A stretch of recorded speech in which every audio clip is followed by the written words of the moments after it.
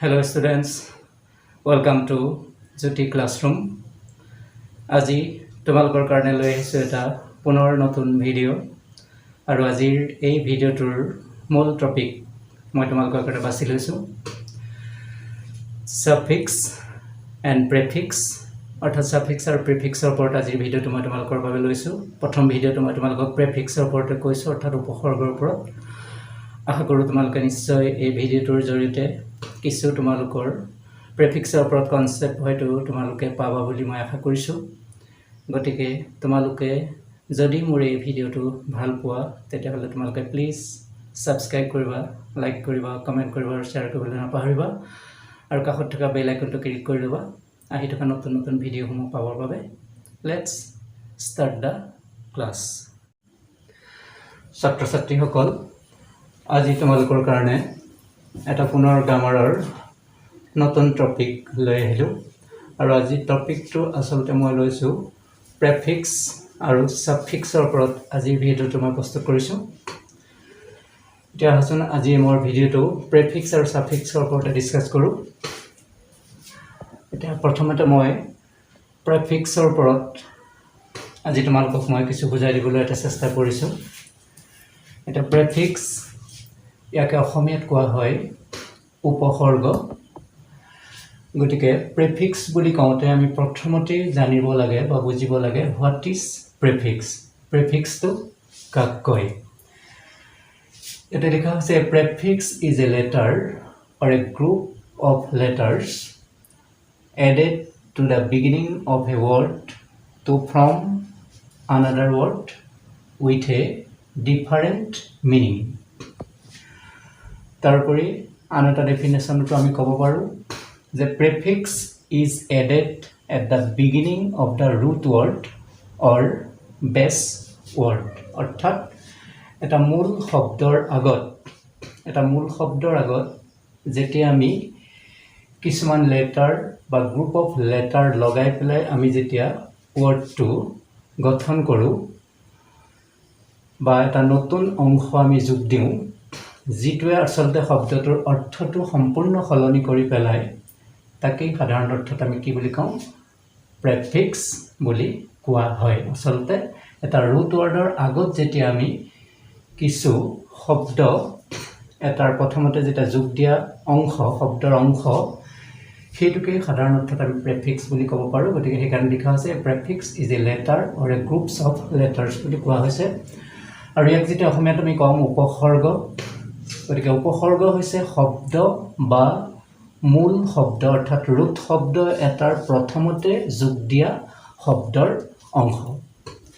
এটা প্ৰথমতে যোগ দিয়া শব্দ এটাৰ অংশ ইয়াতে সোৱা এটা মেইন ওয়াৰ্ডটো আমি ইয়াতে লিখিছো কি পপুলাৰ গতিকে এটা ওয়াৰ্ড আমাৰ পপুলাৰ গতিকে এটা ৰুট ওয়াৰ্ড এটা পপুলাৰৰ আগত আমি যেটা লগাই দিছো un যেতিয়া আমি un আনপপুলাৰ কৰি দিলো তেতিয়া ই আসলতে ৰূপান্তৰ হৈ গল কি হয় প্ৰেফিক্সলে ৰূপান্তৰ হৈ গল গতিকে পপুলাৰ আমাৰ ৰুট ওয়াৰ্ড আছিল গতিকে ৰুট ওয়াৰ্ডৰ আগত যেতিয়া আন শব্দ লগাই দিলো যেতিয়া আমি নেগেটিভ আকাৰলৈ লৈ গলো তেতিয়া আসলতে ই হৈ গল প্ৰেফিক্স গতিকে পপুলাৰৰ প্ৰেফিক্স ওয়াৰ্ডটো হল কি পপুলাৰ আনপপুলাৰ বুলি আমি ক'ব পাৰো গতিকে ওয়াৰ্ড বিলাক কেতিয়াবা প্ৰেফিক্স হ'ব পাৰে আৰু কেতিয়াবা হ'ব পাৰে সাফিক্স প্ৰিফিক্স মিন্স আগে বুলি কোৱা হয় আৰু সাফিক্স শব্দটোৰ অৰ্থ সাধাৰণতে আমি কি বুলি ক'ব পাৰো পিছে বা পিছত বুলি আমি ক'ব পাৰো এটা এটা শব্দ সোৱা আমি ৰুট ওয়াৰ্ডটো ইয়াতে লৈছো যেনিবা কি কমফৰ্ট গতিকে এটো আমাৰ মূল শব্দ এটো ৰুট ওয়াৰ্ড বুলি কোৱা হৈছে কমফৰ্ট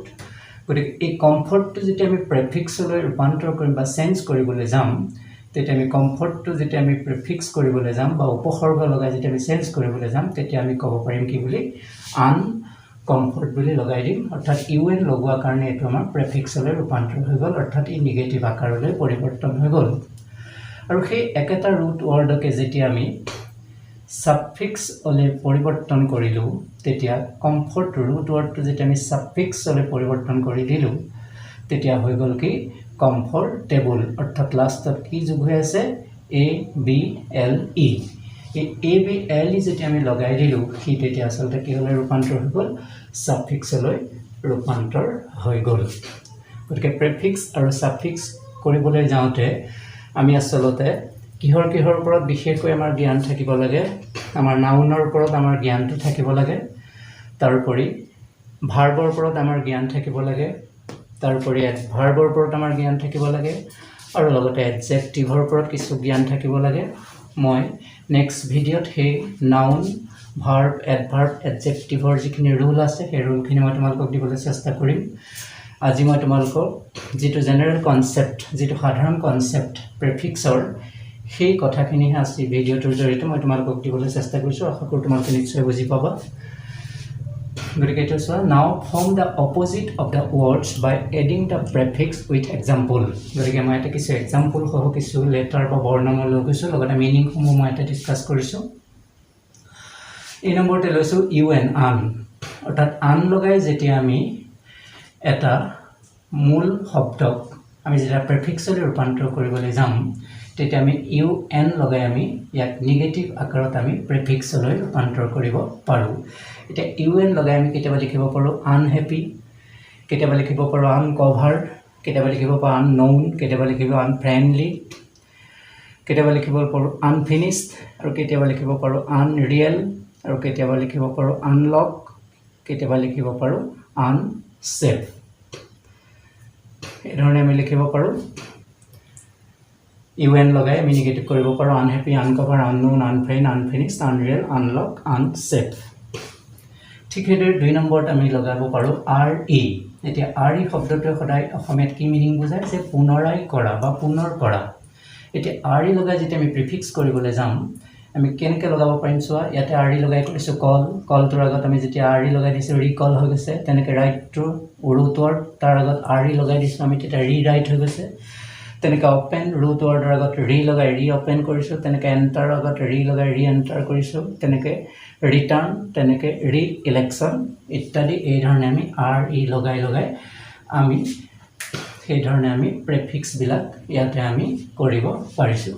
এতিয়া আমাক কেতিয়াবা পৰীক্ষাত কুৱেশ্যন দিব পাৰে মই এটা এক্সাম্পল লিখি থৈছোঁ যে what is the appropriate prefix of the word election যে ইলেকশ্যন এই ৱৰ্ডটোৰ মেইন শব্দটোৰ আচলতে শুদ্ধ প্ৰিফিক্স বা শুদ্ধ উপসৰ্গ কি হ'ব পাৰে এটা মই 4টা অপশ্যন লিখিছোঁ A number N E double S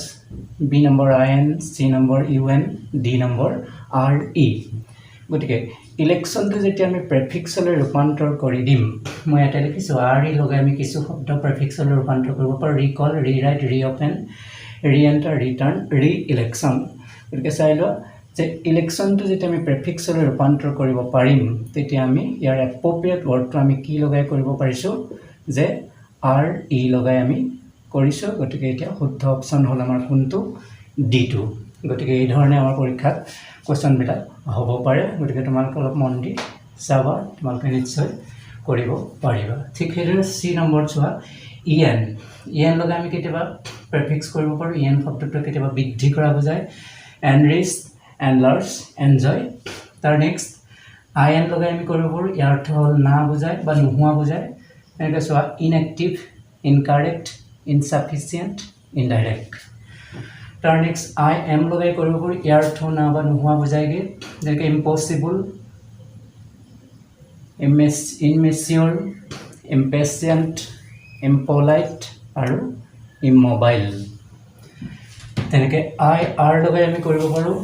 ইয়াৰ অৰ্থ নাই বুজায় বা নোহোৱা বুজায় ইৰেছপনচিবল এৰেগুলাৰ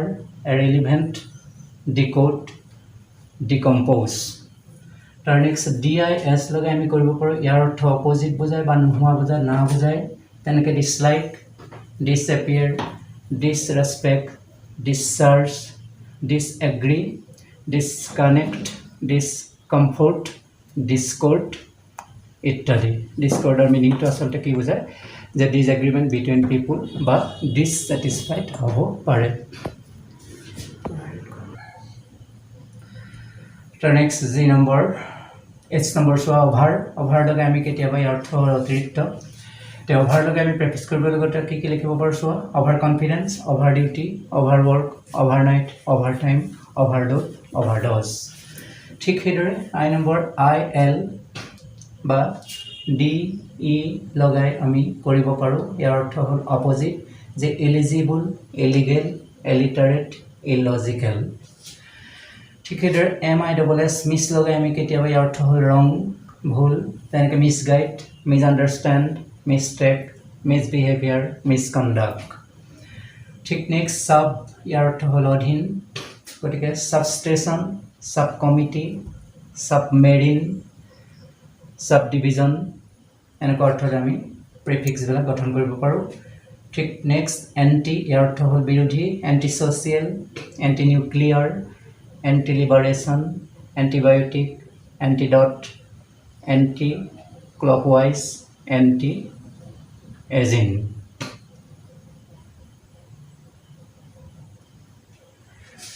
তাৰ নেক্সট আহিল নান অৰ্থ না বুজায় যেনে নন স্পেচিফিক নন ভাৰ্বেল তাৰ নেক্সট MID ইয়াৰ অৰ্থ মাজ বুজায় বা মাজত বুজায় এইটোৰ লগে আমি প্ৰেফিক্স গঠন কৰিব পাৰোঁ মিডনাইট মিডডে তাৰ নেক্সট সেমি ইয়াৰ অৰ্থ হ'ল হাফ বুজায় যেনে ছেমিফাইনেল ছেমিকলন তাৰ নেক্সট ছুপাৰ ইয়াৰ অৰ্থ হ'ল এবভ যেনে superstar super natural laws of nature ইয়াৰ মিনিংটো বুলি কোৱা হয় তাৰ নেক্সট ট্ৰেন্স TRANS ইয়াৰ অৰ্থ হ'ল ক্ৰছ গতিকে TRANS লগে আমি প্ৰেফিক্স কৰিব পাৰোঁ যেনে ট্ৰেন্সপৰ্ট ট্ৰেন্স আটলান্টিক ইয়াৰ অৰ্থ হ'ল কনচাৰ্নিং কাণ্ট্ৰি তাৰ নেক্সট আণ্ডাৰ ইয়াৰ অৰ্থ আণ্ডাৰে বুজায় যেনে আণ্ডাৰষ্টেণ্ড আণ্ডাৰ চি তাৰ নেক্সট ইণ্টাৰ ইয়াৰ অৰ্থ হ'ল বিটুইন যেনে ইণ্টাৰনেশ্যনেল ইণ্টাৰেক্ট তাৰ নেক্সট EM লগাই আমি কেতিয়াবা প্ৰেফিক্সবিলাক গঠন কৰিব পাৰোঁ যেনে কজ টু ইয়াৰ অৰ্থ হ'ল এম্ব্ৰেছ এম্ফাচিছ তাৰ নেক্সট FORE লগাই আমি প্ৰেফিক্স গঠন কৰিব পাৰোঁ ইয়াৰ অৰ্থ হৈছে বিফোৰ যেনে ফৰকাষ্ট ফৰচাইট ইয়াৰ মিনিংটো হ'ল প্ৰেডিক্ট আৰু ইয়াৰ অৰ্থ হ'ল ফৰটেল ছাত্ৰ ছাত্ৰীসকল এয়া আছিল আজি তোমালোকৰ বাবে মোৰ প্ৰস্তুত কৰি দিয়া প্ৰেফিক্সৰ ওপৰত এটা জেনেৰেল কনচেপ্ট আশা কৰোঁ তোমালোকে নিশ্চয় ইয়াৰ পৰা হয়তো কিছু তোমালোকে জ্ঞান আহৰণ কৰিব পাৰিবা আৰু যদি তোমালোকে মোৰ এই ক্লাছ অৰ্থাৎ ভিডিঅ'টো ভাল পালা তোমালোকে নিশ্চয় ছাবস্ক্ৰাইব কৰিবা লাইক কৰিবা কমেণ্ট কৰিবা শ্বেয়াৰ কৰিবলৈ নাপাহৰিবা আৰু পুনৰ তোমালোকৰ ইয়াৰ নেক্সট যিটো ভিডিঅ' সেইটো লৈ মই আকৌ পুনৰ তোমালোকক লগ পাম গতিকে আজি ভিডিঅ'টো মই ইমানতে সামৰিলোঁ থেংক ইউ